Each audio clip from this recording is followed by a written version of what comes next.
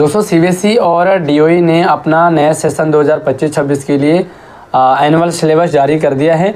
आज की वीडियो में हम क्लास 10th हिंदी का पूरा सिलेबस समझेंगे। कितना इस बार नया इन्होंने कम किया है, मिड टर्म में कितना पूछा जाएगा, फाइनल एग्जाम में आपको कौन कौन से चैप्टर आएंगे, ग्रामर में आपको कौन कौन से टॉपिक्स पढ़ने हैं। तो पूरी वीडियो को ध्यान से एंड तक देखें और आगे बढ़ें उससे पहले वीडियो को लाइक करके अपने दोस्तों को भी शेयर कीजिएगा और चैनल पर पहली बार आए हो तो सब्सक्राइब ज़रूर करना है ताकि आपको और भी आगे की लगातार अपडेट वीडियो मिलती रहेगी। सबसे पहला जो हमारे पास चैप्टर है वो सूरदास के पद है और ये आपको पूछा जाएगा। ठीक है, मैं एक एक करके आपको यहाँ पे शेयर कर रहा हूँ तो आप यहाँ से नोट करते जाइए। सूरदास के पद के बाद हमारे पास जो दूसरा चैप्टर है राम लक्ष्मण परशुराम संवाद, और इसमें भी नई बुक के अकॉर्डिंग आपको 3 ही पैराग्राफ पूछे गए, 3 ही स्टैंजा पूछे गए। तो ये आप ज़रूर देख लें कि आप नई वाली बुक से पढ़ रहे हो। तीसरा आपके पास आत्मकथ्य, इसका मतलब जो हमारे पास 3 कविताएं हैं तो तीनों कविताएं आपको पूछी जाएंगी मिड टर्म में। ध्यान रखिए ये मिड टर्म का है। पहला सूरदास के पद, राम लक्ष्मण परशुराम संवाद और आत्मकथ्य। उसके बाद गद्य की बात करते हैं तो हमारे पास 3 चैप्टर सामने हैं।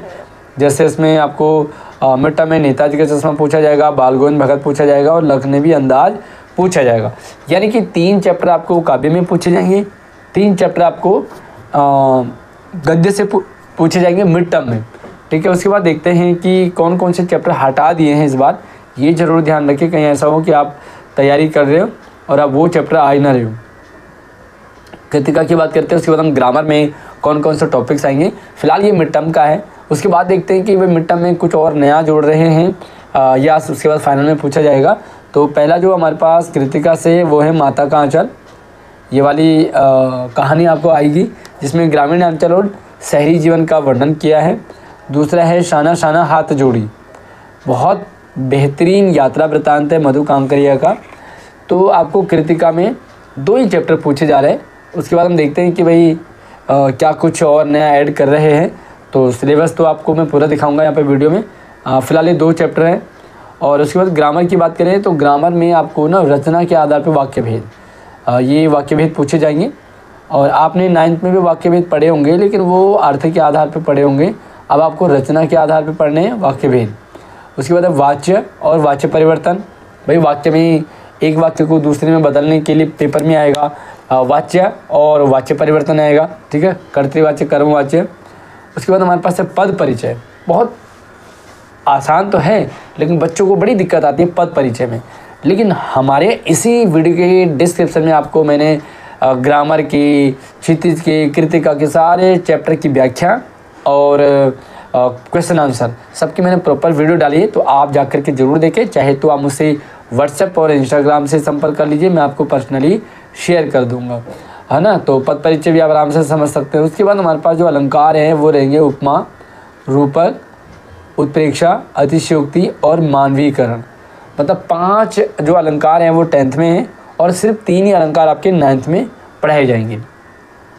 उसके बाद हमारे पास रहता है संकेत बिंदुओं के आधार पे अनुच्छेद लेखन। तो ये तो आपने 9th में भी पढ़ा है। भाई आपको पॉइंट दे दिए जाते हैं और उन पे आपको अनुच्छेद लेखन बनाना होता है। उसके बाद हमारे पास रहता है पत्र लेखन। पत्र लेखन आपको 2 तरीके से आते हैं। पहला जो है वो आपका औपचारिक पत्र और दूसरा अनौपचारिक पत्र। तो आपको 2 पत्र आते हैं और दोनों में अथवा रहता है या तो आप औपचारिक वाला कर ले या अनौपचारिक वाला कर ले। उसके बाद एक नया टॉपिक है स्ववृत्ति लेखन। स्ववृत्ति लेखन का मतलब होता है बायोडाटा। तो भाई बायोडाटा बनाना होता है, प्रोफेशनली बच्चों को तैयार कर रहे हैं तो स्ववृत्ति लेखन आएगा। उसके बाद आता है ईमेल लेखन। भाई ईमेल करना सबको आना चाहिए। स्ववृत्ति लेखन, ईमेल लेखन, ईमेल लेखन के बाद विज्ञापन लेखन और संदेश लेखन। तो विज्ञापन लेखन, संदेश लेखन सारे टॉपिक्स के मैंने वीडियो डाली है। इसी वीडियो के डिस्क्रिप्शन में आप मुझे व्हाट्सएप और इंस्टाग्राम से भी संपर्क कर सकते हैं। इसी वीडियो में मैंने सारे सोशल मीडिया के लिंक डाले हुए हैं। उसके बाद अपठित गद्यांश और अपठित काव्यांश पर के आधारित आपको क्वेश्चन आएंगे। एक चैप्टर आएगा जो आपके सिलेबस से तो नहीं होगा लेकिन एक नया चैप्टर होगा और उससे आपको क्वेश्चन छांटने हैं। इसी तरह से कविता में भी। और ये जो सिलेबस है आपका 6 सितंबर तक सिलेबस जो है वो पूरा हो जाना चाहिए। 6 सितंबर क्यों? क्योंकि उसके बाद जो है पुनरावृत्ति होगी और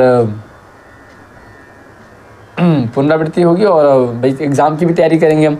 ठीक है, उसके बाद आपको देखो यहाँ पे एग्ज़ाम हो जाते हैं लगभग सितंबर 10-15 के बीच में आपको एग्ज़ाम की डेट शीट आ जाती है।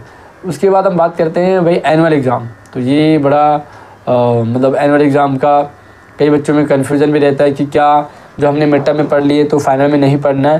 तो एक बार देख लेते हैं। काव्य खंड में उत्साह और अट नहीं रही, ये दोनों की दोनों जो है बहुत अच्छी कविता है सूर्यकांत त्रिपाठी निराला जी का। उसके बाद यह दंतुरित मुस्कान और फसल, ये दो हैं एक दूसरे से जुटे हुए हैं। तो यह दंतुरित मुस्कान और फसल ये वाला आएगा आपको। संगतकार मंगेश डबराल जो कि उत्तराखंड के हैं, उन्होंने संगतकार कविता लिखी है और बहुत अच्छी ये मतलब कविता है। उसके बाद गद्य की बात करते हैं तो एक कहानी अभी मनु भंडारी की, नौबत खाने में इबादत और संस्कृति, ये तीनों चैप्टर आपके एग्ज़ाम में आएंगे और इनसे रिलेटेड जो क्वेश्चन आंसर आप ज़रूर समझ लें ताकि आपकी तैयारी अच्छी स्टार्टिंग से हो जाए। और उसके बाद हम बात करते हैं कृतिका की। तो कृतिका में आपके पास एक ही चैप्टर है फाइनल एग्ज़ाम के लिए कि मैं क्यों लिखता हूँ। अज्ञेय जी की ये कविता है, जो कहानी है मैं क्यों लिखता हूँ, और इससे रिलेटेड मैंने सारे क्वेश्चन आंसर डाले, तो आप ज़रूर जा कर के देखें। अगर हम ग्रामर की बात करेंगे तो ग्रामर में जो आपने ग्रामर में जो है आपने जो मिड टर्म तक जितने टॉपिक्स पढ़े हैं समझे हैं, सेम आपको वही अभ्यास के लिए आएगा। जैसे वाक्य भेद है, वाच्य परिवर्तन है, पद परिचय है, ठीक है, अनुच्छेद लेखन है, पत्र लेखन है, ये सारे स्ववृत्त लेखन। तो ये आपके पास जो है वही जो आपने मिड टर्म में पढ़ लिया वही सेम आपको एनुअल एग्ज़ाम में भी है, और ये आपके लिए थोड़ा सा प्लस पॉइंट रहता है, आप रिवीजन अच्छी करा सकते हैं। तो ये जो एक अनरीड पैसेज भी आएगा आपको, और ये जो एग्ज़ाम है आपके 6 दिसंबर तक सारा सिलेबस कंप्लीट हो जाना चाहिए। और इस बार एग्ज़ाम बच्चों के 2 बार होंगे बोर्ड के एग्ज़ाम, तो फरवरी में आपके एग्ज़ाम हो जाएंगे लगभग, और फिर उसके बाद जो दूसरा पेपर होगा वो लगभग मतलब ये मान के चले मई में बता रहे हैं, तो अप्रैल और मई में दूसरा पेपर भी, मई में आपका पेपर हो जाएगा। यहाँ पर हम देखेंगे कि भाई कौन से चैप्टर आपको नहीं पढ़ाने, तो एक बार उन पर भी नज़र डाल लेते हैं। तो ये भी इम्पोर्टेंट है कि कौन से नहीं पूछे जाएंगे, क्योंकि कई बार हम नहीं समझते और उसी चैप्टर को पढ़ रहे होते हैं जो एग्ज़ाम में आएगा ही नहीं। तो इसलिए CBSE ने पहले क्लियर कर दिया कि भैया आपके पास एक तो जॉर्ज पंचम की नाक नहीं आया ना, ये पेपर में नहीं आएगा, और ऐठ हैया झुलनी हेरानी हो रमा, ये दोनों चैप्टर आपको कृतिका से नहीं पूछे जाएंगे। तो इनकी तैयारी करना भी आपका टाइम वेस्ट ही होगा। और क्षितिज की बात करें तो क्षितिज में आपके पास देव सवैया भी नहीं आएगा, छाया मत छूना ये वाला मतलब ये भी हटा दिया है। उसके बाद ऋतुराज का कन्यादान ये भी हटा दिया है, ये काव्य के हैं। अब अगर मैं गद्य की बात करूँ तो गद्य में मानवीय करुणा की दिव्य चमक ये वाली कहानी नहीं आएगी। स्त्री शिक्षा के विरोधी कुतर्कों का खंडन ये भी आपके पास एग्ज़ाम में नहीं आएगा। तो 2 चैप्टर आपको गद्य में, 2 चैप्टर आपको कृतिका से, और 1 2 3 चैप्टर आपको जो है वो क्षितिज गद्य काव्य से नहीं पूछे जाएंगे। तो ओवरऑल 1 2 3 4 5 6 7, तो 7 चैप्टर इस बार कम हुए हैं, 7 लेसन जो है आपको नहीं पढ़ाए जाएंगे।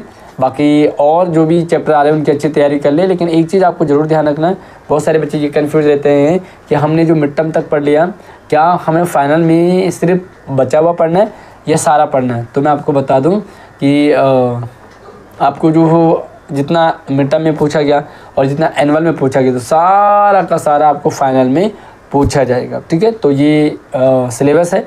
बाकी आप किस चैप्टर किस टॉपिक का और किस सब्जेक्ट की वीडियो चाहते हैं आप नीचे कमेंट कर लीजिए। आप मुझसे व्हाट्सएप, इंस्टाग्राम, फेसबुक, ट्विटर सभी जगह संपर्क कर सकते हैं। मैंने सभी जगह अपनी ID इसी वीडियो की डिस्क्रिप्शन में दे रखी है, तो आप जाकर के हमें ज्वाइन कर लीजिए। कोई भी डाउट रहता है तो आप कन्फ्यूज भी शेयर कर सकते हैं। अगली वीडियो में मिलते हैं, तब तक आप अपना ख्याल रखिए। जय हिंद।